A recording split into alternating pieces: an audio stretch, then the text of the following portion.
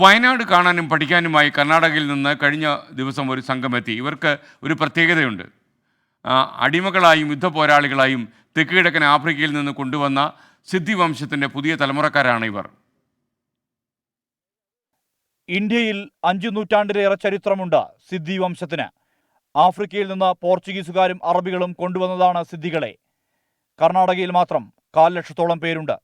ഇവരുടെ പുതുതലമുറയാണ് തൃക്കൈപ്പറ്റയിലെ ഉറവിലേക്ക് എത്തിയിട്ടുള്ളത്. ഇപ്പോൾ അവിടെ വരുന്ന യാത്രക്കാർക്ക് ഈ സിദ്ധി കമ്മ്യൂണിറ്റീനെ അവരുടെ ഒരു ബഹുമാനത്തോട് കൂടിയിട്ട്, ഇപ്പോൾ അല്ലാതെ ഒരു മ്യൂസിയം പീസായിട്ട് അവരെ കാണിക്കുക എന്നുള്ളതല്ല, ഒരു ബഹുമാനത്തോട് കൂടിയിട്ട് അവരുടെ ഒരു സംസ്കാരവും അവരുടെ പ്രകൃതിയും അവരുടെ നോളജും, പ്രത്യേകിച്ച് വളരെ വാസ്റ്റായിട്ടുള്ളൊരു നോളജ് അവർക്കുണ്ട്.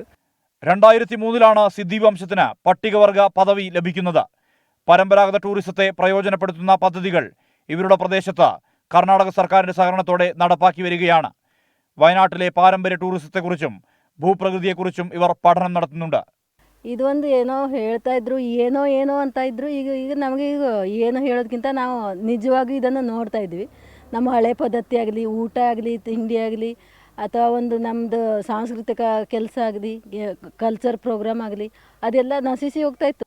സിദ്ധി വംശക്കാരിൽ ഹിന്ദു, മുസ്ലിം, ക്രിസ്ത്യൻ മതക്കാരുണ്ടെങ്കിലും വംശത്തിന്റെ കെട്ടുറപ്പ് ഇവർ വലിയ പ്രാധാന്യത്തോടെ ഇപ്പോഴും തുടരുന്നു. ಸುಮಾರು ಒಂದು 400-500 ವರ್ಷಗಳ ಹಿಂದೆ ಪೋರ್ಚುಗೀಸರು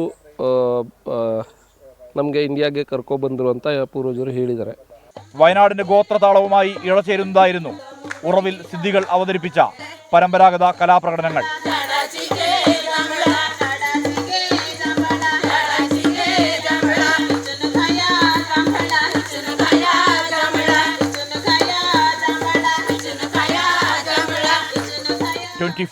വയനാട്.